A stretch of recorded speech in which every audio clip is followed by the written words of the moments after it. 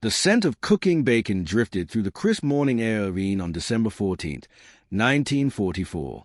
Martha Klinger, a 37-year-old mother of three, found herself unconsciously, following the aroma, an almost forgotten sensory memory that pulled her forward through the rubble-strewn streets of what had once been Germany's westernmost city. Her youngest child, 8-year-old Greta, tugged at her hand, asking in a whisper if they were allowed to find where the smell was coming from. Martha hesitated. The Americans had taken control of Wien 2 months earlier, becoming the first German city to fall to Allied forces. Citizens had been instructed to maintain distance from American military personnel. But the scent, so rich, so impossible, continued to draw them forward. What Martha and Greta discovered around the corner of Rumorster defied 6 years of carefully crafted rye propaganda. A united States Army field kitchen part of the 18th Infantry Regiment of the 1st Infantry Division had been established. In a small courtyard, there, amid the bombed-out buildings of the once proud imperial city, American soldiers were not only cooking an abundance of food, but were serving it to a gathered crowd of German children. The scene before Martha's eyes was incomprehensible. Plates piled high with scrambled eggs, bacon strips, and white bread, real white bread, being casually handed to civilians by the very enemy they had been taught to fear and hate. Martha stood frozen, unable to reconcile the reality before her with years of Goebbels' assertions about American brutality and selfishness. A young lieutenant noticed her stunned expression and approached with a tin plate of food. For the little one, he said in broken German, offering the meal to Greta. The child looked to her mother for permission, eyes wide with hunger and confusion. What Martha saw in that moment defied 12 years of indoctrination under National Socialism. The Americans, far from the barbaric, resource-starved aggressors described in official broadcasts, possessed such abundance that they could casually feed their conquered enemies while German families had subsisted on increasingly meager rations for years. This wasn't merely food being distributed. It was a collapse of a carefully constructed worldview served on a tin plate by a smiling enemy soldier. To understand the profound psychological impact of this encounter, we must step back and examine the carefully crafted perception of America that prevailed in wartime. Germany. Since Adolf Hitler's rise to power in 1933, the Reich Ministry of Public Enlightenment and Propaganda had worked systematically to shape German understanding of their eventual adversaries. Americans were portrayed as decadent yet impoverished, technologically advanced yet morally bankrupt, materially wealthy yet spiritually hollow.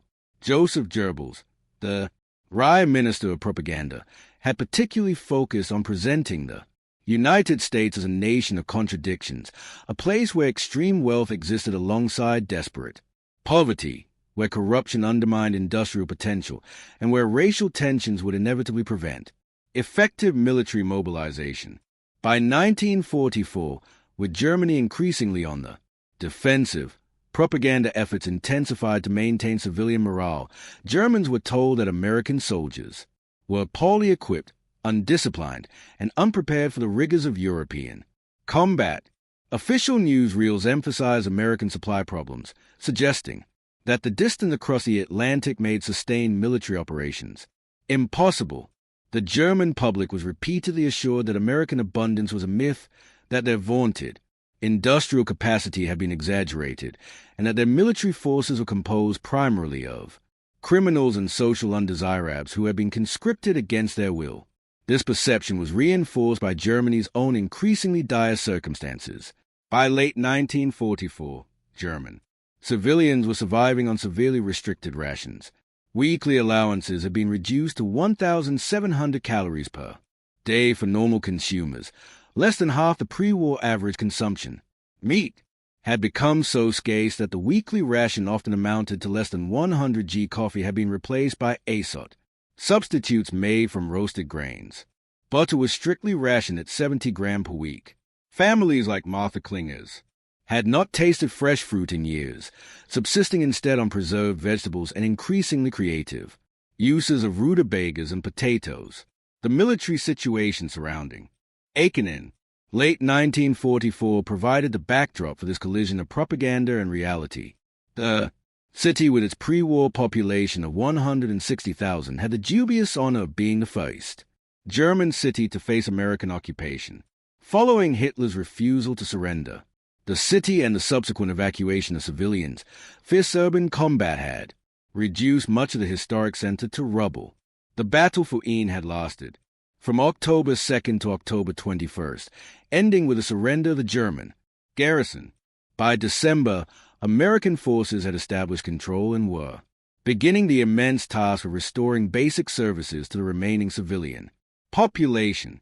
The 1st Infantry Division, nicknamed the Big Red One for their distinctive shoulder patches, had been instrumental in capturing the city. Among their ranks was the 18th Infantry Regiment, whose field kitchens had become an unexpected instrument of psychological warfare. Whether by design or by accident, the simple act of feeding hungry German civilians demonstrated American abundance more effectively than any propaganda leaflet could have countered. The contrast between German expectation and American reality was perhaps best captured in production statistics that few German civilians had access to. While Germany had achieved impressive industrial output under its war economy, American production had reached levels that seemed mathematically impossible from the European perspective. In 1943 alone, American factories had produced over 86,000 tanks and self-propelled guns, compared to Germany's 19,000. Aircraft production showed an even more staggering disparity: 125,000 American planes versus 25,000 German aircraft.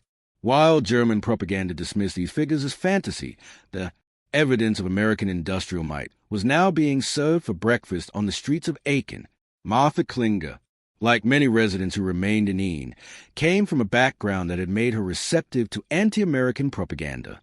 Her husband, Friedrich, had been a mid-level administrator in the local government and a party member since 1937. The modest home had featured the obligatory portrait of the Führer, and their children had been enthusiastic members of Hitler Youth in the League of German Girls. Martha herself had participated in the National Socialist Women's League, collecting winter clothing for troops on the Eastern Front, and attending lectures on the racial inferiority of Germany's enemies. The Klingers had been neither fanatical Nazis nor active resistors, simply ordinary Germans who had accommodated themselves to the realities of the Third Reich. Friedrich had been drafted into the Volksgrenadiers in September 1944, and were presumed to be fighting somewhere along the collapsing German defensive line. Martha had chosen to remain in Ypres with their children despite the evacuation orders, hiding in their cellar during the worst of the bombardment, now watching American soldiers casually distributing food that had been unavailable to German civilians. For years, she faced a cognitive dissonance that would become increasingly common as more German territory fell to Allied forces. For Martha Klinger, the journey of discovery began with that plate of eggs and bacon on Rimarasa, but it would expand dramatically in the days and weeks that followed. The morning after her initial encounter with the American field kitchen, Martha cautiously returned with all three of her children. The American lieutenant, who introduced himself as Jack Prescott from Pennsylvania, recognized her immediately. "Brought the whole family today," he observed with a smile, gesturing them toward a line that had already formed. 24 German children and a handful of adults waited patiently as American cooks worked over field stoves, producing quantities of food that seemed impossibly lavish. Martha watched in disbelief as her children were served not only eggs and meat, but also tall glasses of milk. Real milk, not the watered-down substitute they had grown accustomed to. Her eldest son, 13-year-old Veer, who had been the most thoroughly indoctrinated through his Hitler Youth activities, initially refused to eat enemy food. His resistance lasted precisely 7 minutes before the sight and smell of his siblings enjoying their meal broke his ideological resolve. By the time he cleaned his plate, Berner was peppering the American soldiers with questions about their equipment, their homes, and especially their food. "Do you eat like this every day?" he asked staff. Sergeant Michael Romano, who supervised the field kitchen. The sergeant laughed. "Kid, this is nothing. This is field rations. You should see what we eat back home." Romano, a 32-year-old former restaurant worker from Brooklyn, took a particular interest in the Klinger family. Through a mixture of broken German and improvised sign language, he explained that feeding civilians, especially children, was unofficial policy. "We got more than we need," he told Martha. "No point in kids going hungry when we got extra." The concept of extra food was itself revolutionary. For years, Germans had been told that they were tightening their belts in common sacrifice while Americans faced food shortages and rationing failures. While it was true that Americans had implemented a rationing system, the scale of restriction bore no comparison. American civilians had been limited to 22 pounds of meat per week, approximately 10 times the German civilian ration. American sugar rationing allowed each person 8 pounds per month, while Germans received less than 1 pound. These disparities had been dismissed by Rye propaganda as American propaganda, but the evidence was now being ladled onto plates in occupied AAN. On her third visit to the field kitchen, Martha encountered Dr. Elalina Burgo, a 46-year-old physician who had remained in Ain to provide medical care despite the evacuation orders. Dr. Burgo pulled Martha aside, speaking in a low voice. "It's not just here," she confided. "I visited the American Field Hospital. You wouldn't believe what I've seen." The next day, with Dr. Underberger's assistance, Martha gained access to the 1st Infantry Division's field hospital, established in what had once been a school on the outskirts of the city.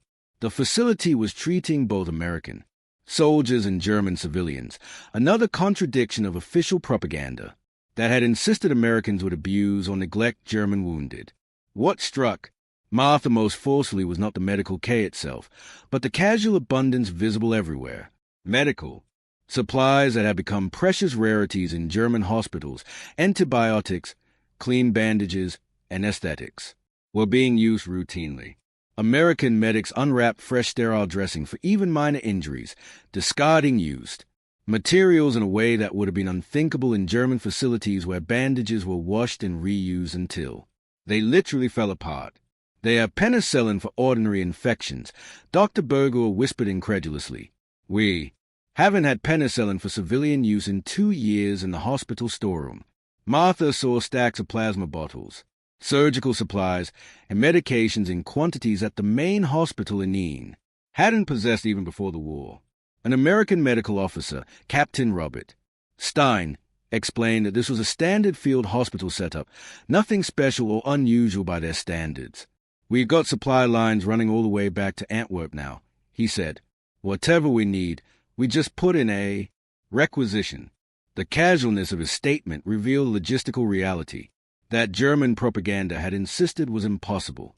The American military had established secure supply lines stretching hundreds of kilometers, moving tons of material daily across terrain that German forces had fought desperately to defend. The Rye Ministry of Propaganda had repeatedly claimed that Allied supply lines would be their greatest vulnerability, that German Hubert and air power would sever the Atlantic connection and leave American forces stranded and undersupplied in Europe. Captain Stein's nonchalant requisition process told a different story. As December progressed, Martha's understanding of American capability expanded beyond food and medical supplies.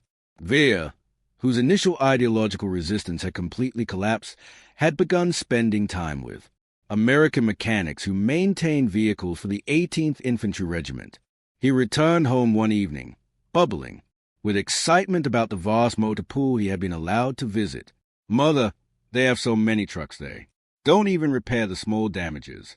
He reported a truck had a broken headlight, and they took a new one from a crate of spares. They didn't even try to fix the old one. Martha initially dismissed this as childish exaggeration, but a visit to the motor pool confirmed her son's account. The American quartermaster, a Lieutenant James Wilson from Chicago, showed her row upon row of vehicles, not just military jeeps and troop transports, but specialized equipment for every conceivable purpose. Road graders for improving supply routes, mobile kitchens that could be deployed anywhere, repair vehicles equipped with welding equipment and spare parts, water purification trucks, fuel tankers. Mobile radio stations. This is just one company's equipment. Lieutenant Wilson explained. Each regiment has its own. Motorpool and the 1st Infantry Division has dozens of regiments. The scale was difficult to comprehend. For the past year, German civilians had watched as their military increasingly relied on horse-drawn transport.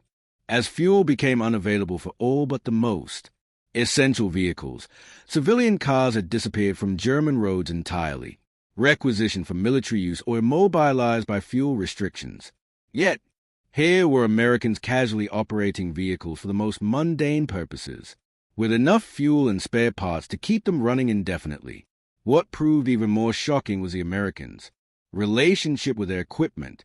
German soldiers had been trained to maintain their weapons and vehicles with fanatical care, preserving them at all costs. American troops, by contrast, operated with what seemed like careless abandon, treating their equipment as easily replaceable, because for them it was. Martha watched as a Jeep that had suffered damage from a mine was towed into the motor pool. Rather than undertaking extensive repairs, the mechanics simply removed several usable components and pushed the vehicle aside. Within hours, a new Jeep had been delivered to replace it. We lose more vehicles to accidents than to enemy action, Lieutenant Wilson admitted with a shrug. Oil than repair sometimes. The concept that military equipment could be treated as disposable contradicted everything Germans had been told about the economics of modern warfare. Wry propaganda had emphasized the need for careful stewardship of resources, portraying Americans as wasteful and undisciplined. What Martha was witnessing suggested a different interpretation. Americans could afford to be wasteful because their production capacity far exceeded German imagining. By Christmas 1944, the number of German civilians regularly visiting American facilities in Ian had grown from dozens to hundreds.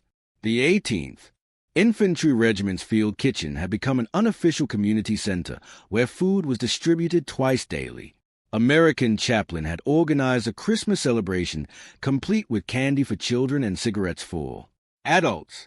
For many of AAN's remaining residents, this represented the first Christmas with adequate food since 1941. Martha Klinger found herself serving as an unofficial intermediary, translating between American personnel and German civilians. Her growing familiarity with the Americans gave her access to information and observations that remained hidden from most of her neighbors. One evening, as she helped clean up after the evening meal distribution, Sergeant Romano invited her to observe the preparation for the next day's meals. The regiment supply truck had arrived from the division headquarters near some 30 kilometers away. Martha watched in astonishment as soldiers unloaded crate after crate of provisions, sacks of flour and sugar, tins of coffee, cartons of powdered eggs, slabs of bacon, boxes of chocolate bars, canned fruit, and sacks of potatoes. The quantity delivered for a single regiment would have supplied her entire neighborhood for months. "This is a light shipment," Romano commented, noticing her expression. "Christmas is coming. Wait till you see what we get for the holiday meal." The Christmas delivery, when it arrived 3 days later, defied comprehension.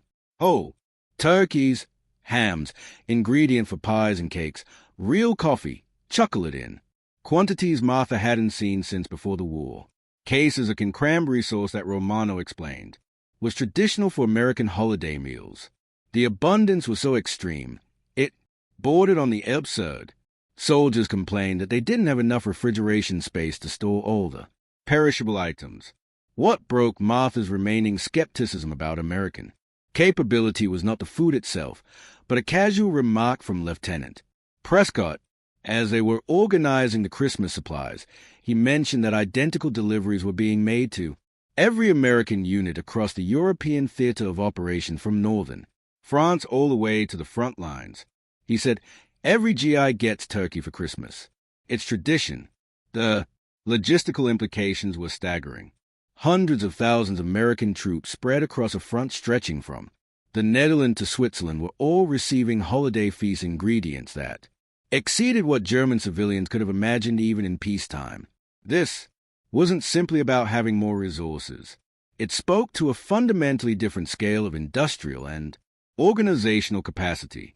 The overwhelming evidence of American abundance wasn't limited to what Martha observed personally. Throughout December and into January 1945, refugees from other occupied areas brought similar stories. Heidi Schmidt, who arrived in Ian from the recently captured town of Duran, described American bulldozers clearing rubble from streets within days of the fighting ending. They rebuilt a bridge that our forces had demolished, she reported, incredulously. Not a temporary military bridge, a proper concrete bridge. They poured the concrete like it was water. Construction materials had become almost unobtainable in Germany. Cement, steel, reinforcement, lumber, all had been strictly controlled and allocated only to critical military projects. The idea that Americans would use such precious resources for a bridge in a small town simply to improve their supply route suggested priorities completely at odds with German scarcity. From occupied areas near Luxembourg came reports of American supply depots that stretched for kilometers, vast tent cities containing everything from ammunition to winter clothing, from spare vehicle parts to prefabricated barracks. Hans Vbr, a 62-year-old former municipal engineer who had been conscripted into constructing defensive fortifications before being captured by advancing American forces, described one such depot near Sith. I counted over 700 trucks in a single motor pool, he told a group gathered at the field kitchen. They had created an artificial harbor of vehicles, fields of jeeps parked hub to hub, mountains of ammunition crates stacked higher than houses, fuel drums, arranged in pyramids. The Americans had built a wooden walkway system through the whole facility using lumber that would have been reserved for bunker construction on our side. Weber, whose professional background gave him a unique perspective on logistics, had been particularly struck by the Americans' attitude toward their supply chain. They spoke of factories back home still producing more. The pipeline is full. That's what they kept saying. They weren't conserving or hoarding supplies. They were concerned about having too much, about waste and spoilage from excess. This concept, the problem of excess rather than scarcity, was perhaps the most difficult for German civilians to process. Since the beginning of the war, and with increasing intensity since 1942, Germans had lived in an economy of carefully managed shortage. Recycling. Campaigns collected everything from metal pots to human hair. Clothing was patched and repatched until the original fabric was barely visible. Food waste had become not just unpatriotic, but criminal. Yet here were Americans, casually discarding damaged equipment, using fuel for non-essential purposes, and distributing food to enemy civilians without hesitation. The contrast could not have been more stark or more devastating to German morale. Production statistics that emerged through conversations with American officers painted a picture that German propaganda had dismissed as mathematically impossible. Captain Howard Lewis, an intelligence officer with the 1st Infantry Division, shared figures with Martha that he considered common knowledge, but which struck her as fantasy. In 1943 alone, he explained, our aircraft factories produced over 100,000 planes, not small ones, bombers, fighters, transports. Every 3 days, we built more aircraft than Germany loses in a month of combat. The numbers were so extreme they seemed like propaganda in reverse. Yet, the evidence surrounded them. The skies over Ian were filled with American aircraft, not just occasional squadrons, but vast formations that darkened the sky like flocks of migratory birds. P-47 Thunderbolts and P-51 Mustangs flew routine patrols with such frequency that children no longer looked up at the sound of engines. Ford Motor Company converted a single factory at Willow Run. Captain Lewis continued, before the war, they made automobiles. Now that one factory produces a complete B-24 Liberator bomber every 63 minutes, 24 hours a day, one bomber ready to fly every hour. For Martha, whose husband had worked in administration at a manufacturing facility in the Uar Valley, such production rates were incomprehensible. German factories, even at the height of Albert Speer's rationalization of the war economy, required weeks to complete a single aircraft. The idea of producing one every hour defied industrial logic as she understood it. Captain Lewis was not finished. We built over 35,000 landing craft since Pearl Harbor. Manufactured 261,000 artillery pieces. Our monthly production of machine guns exceeds 100,000 units. Each statistic hammered home the same conclusion. Germany had not been fighting a nation with superior tactics or technology or even superior courage. They had been fighting an industrial colossus whose productive capacity made eventual German defeat a mathematical certainty. No amount of tactical brilliance or technological innovation or fighting spirit could overcome such overwhelming material advantage. Yet, it wasn't just the scale of production that proved shocking. It was the human implications. Otto Müller, a 54-year-old baker who had established an informal exchange with American cooks, trading local knowledge for cooking supplies, discovered that ordinary American soldiers received mail from home containing luxury items that had disappeared from German shops years earlier. They get packages with chocolates, cigarettes, homemade cookies, he reported with disbelief. Their families send them soap. Real soap, not the gray stuff we use. They receive new socks, gloves, scarves, items you can't find in Germany at any price. This revelation that American civilians had sufficient resources to send luxury packages to the front lines contradicted everything wry propaganda had claimed about conditions in the United States. Germans had been told repeatedly that America was suffering from material shortages, that their economy was collapsing under wartime pressures, that civilian morale was crumbling due to deprivation.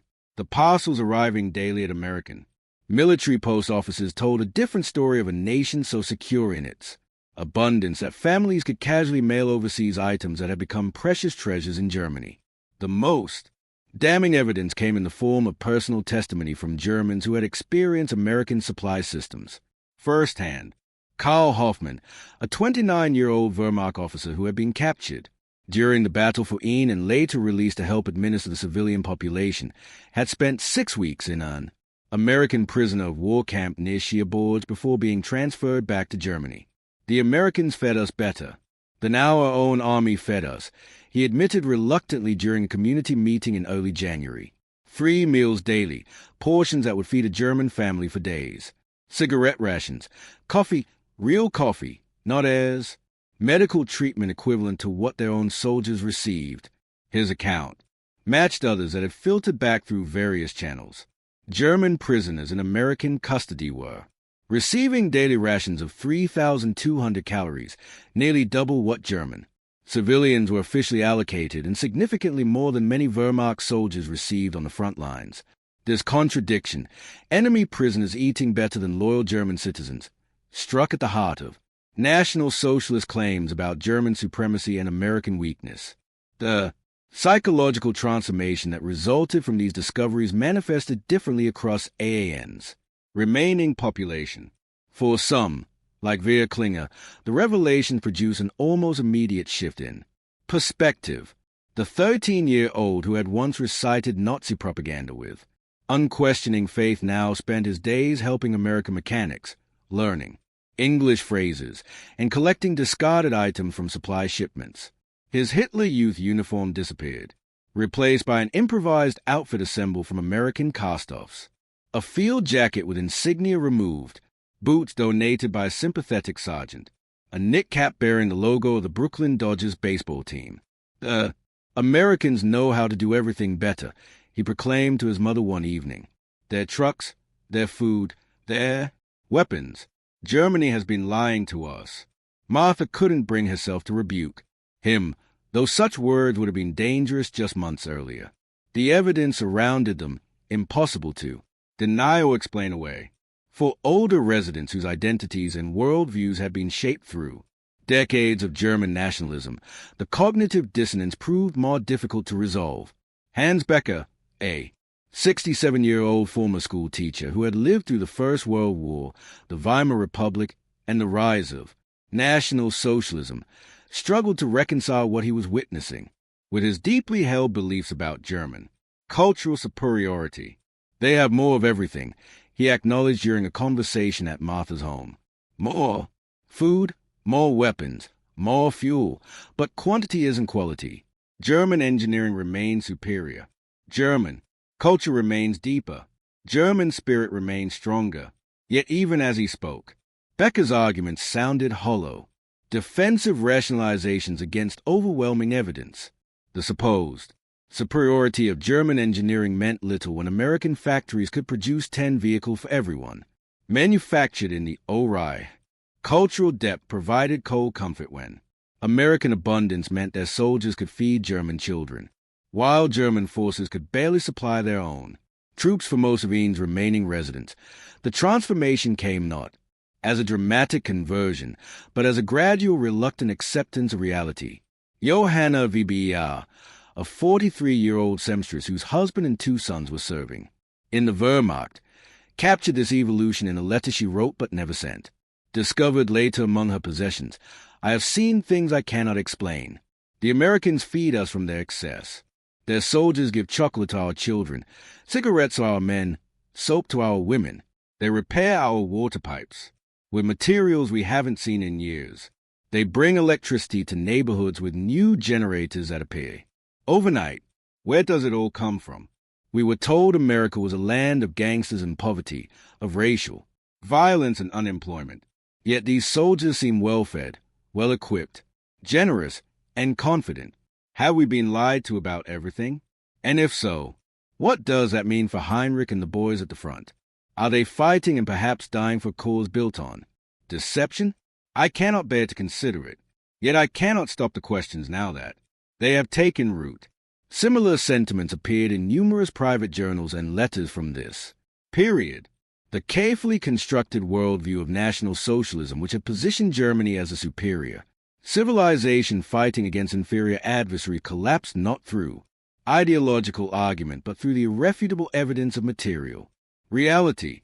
No propaganda narrative, however skillfully crafted, could withstand the daily demonstration of American abundance flowing through the occupied city. By February 1945, the transformation had progressed from private doubt to public acknowledgement. Community meetings that had once been dominated by discussions of resistance and endurance now focus on practical cooperation with occupation authorities. German civilians increasingly sought employment with American military units, valuing not just the guaranteed rations, but the opportunity to observe and learn from the occupier systems and methods. Martha Klinger had begun working as an interpreter for the Civil Affairs Division of the 1st Infantry Division, helping coordinate services for AAN population. Her position gave her access to American planning documents and discussions that revealed yet another dimension of overwhelming capability. The Americans were simultaneously fighting a war across Europe while planning and implementing reconstruction efforts in territories already under their control. They speak of rebuilding Germany while they are still conquering it. She confided to Dr. Burgo. They discuss industrial rehabilitation, democratic institutions, educational reform, all while their armies are still pushing eastward. They have enough resources to fight and rebuild at the same time. This dual-track approach, waging war while planning peace, contradicted the total war mentality that had dominated German strategic thinking. Under National Socialism, every resource had been directed toward the war effort with civilian needs, increasingly sacrificed to military necessity. The American approach suggested a nation so confident in its ultimate victory, so secure in its resource base that it could allocate significant capacity to post-war planning even as the fighting continued. Perhaps the most profound psychological impact came from the Americans' casual confidence in their inevitable success. Captain David Cohen, a 29-year-old civil affairs officer from Philadelphia, expressed this outlook during a planning meeting that Martha attended as translator. We need to consider how these emergency measures will transition to permanent solutions once the war ends, he stated matter-of-factly in Ailey, February, at a time when German forces were still fighting desperately less than 50 kilometers away. By summer, we'll need systems that can operate without direct military oversight. The assumption of victory was so absolute, so unquestioned that it required no discussion or justification. American officers planned for post-war governance with the same certainty that they ordered supplies or deployed troops.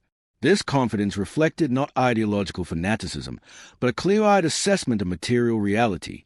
They had resources that guaranteed eventual triumph, and they knew it. 4 Germans who had been raised on narratives of, well, triumphing over material odds, who had been taught that spiritual strength could overcome physical limitations. This pragmatic certainty proved deeply unsettling. The Volcom units being hastily assembled from old men and boys, the propaganda exhorting Germans ever greater sacrifice for final victory, the promises of secret weapons that would turn the tide. All these seemed not just feudal but almost cruelly deceptive when contrasted with the overwhelming evidence of American capability. Letters from this period reveal the painful process of disillusionment spreading through civilian population. Margareta Schmidt, a 36-year-old mother whose husband served in the Luftwaffe, wrote to her sister in Munich, "The Americans set up a school for our children 2 weeks after taking control of our district. They brought desks, books, pencils, paper, materials we haven't seen in schools for 2 years. They provide a hot lunch for every child." Meanwhile, Joseph writes that his airfield has no fuel for training flights and pilots share textbooks. Because there is no paper for new ones. How can we possibly win against this? And if we cannot win, why does the fighting continue? Her question, why the fighting continued in the face of such overwhelming odds, increasingly dominated private discussions among A&S residents. By March 1945, as American forces pushed deeper into Germany and evidence of their material superiority became impossible to ignore, civilian morale underwent a final transformation from reluctant acceptance of American abundance to bitter recognition of German leadership's deception. They knew, Hans Vibillard declared during a heated conversation at Martha's home. Shah, gerbils, all of them. They must have known what America could produce. They had intelligence reports, industrial data. They knew we couldn't match this level of production. Yet, they sent our sons to fight anyway. This realization that Germany's leadership had launched a war they knew was mathematically unwinnable represented the complete collapse of trust in the national socialist system.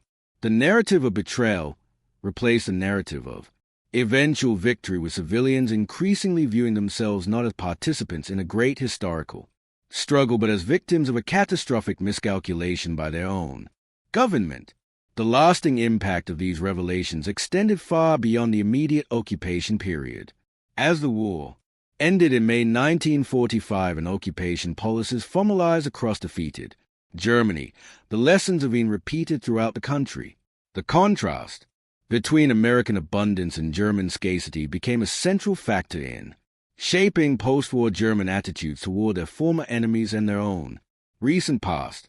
The Marshall Plan announced in June 1947 built upon the psychological foundation established during these early encounters.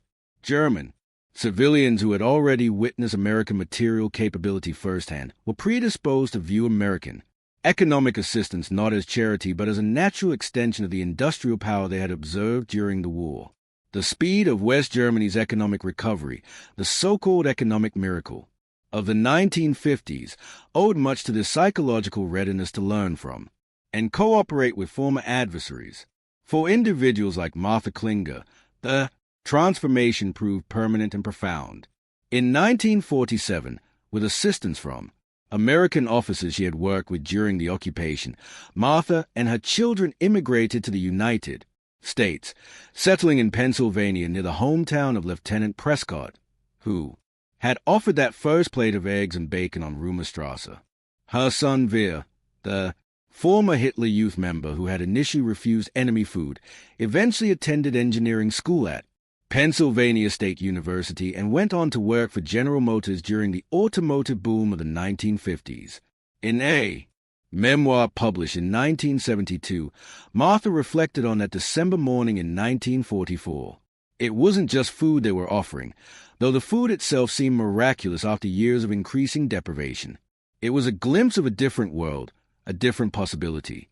We had been told for years that we were the master race, the superior civilization. Yet, here were our supposed inferiors casually demonstrating a level of material abundance we could barely comprehend. The realization that we had been systematically deceived was more painful than hunger, more devastating than defeat. The smell of bacon cooking in an American field kitchen did what 1,000 bombers could not.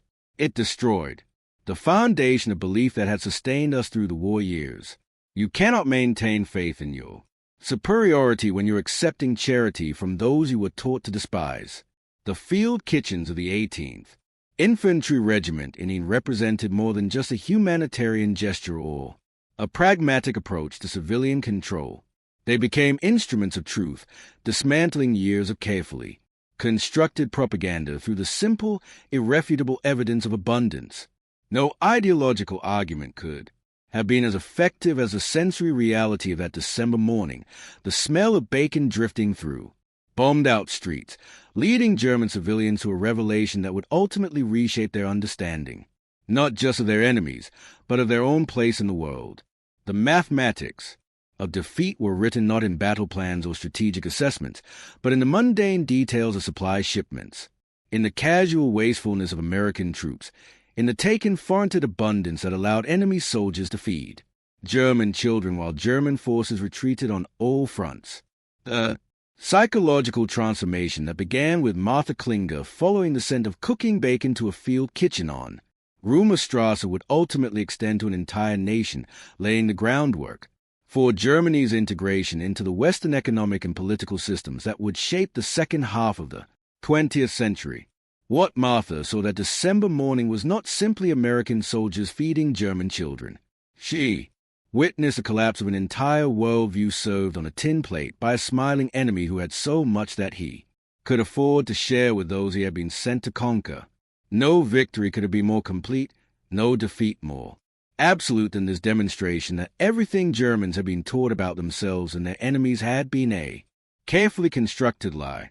The most powerful weapons in the American arsenal turned out to be not their bombs or bullets, but their abundance, an abundance so overwhelming that it made continued resistance seem not just futile, but foolish. In that moment of realization, standing on a rubble-strewn street in Ain, while her daughter ate food that shouldn't have existed, according to everything she had been told, Martha Klinger understood what German leadership had refused to acknowledge. The war had been lost long before the first shot was fired, defeated not by superior strategy or courage, but by the unstoppable mathematics of American production. The smell of bacon had revealed a truth no propaganda could hide, that Germany had been fighting an enemy who could afford to waste more than Germany could produce, an enemy whose casual abundance would ultimately prove more decisive.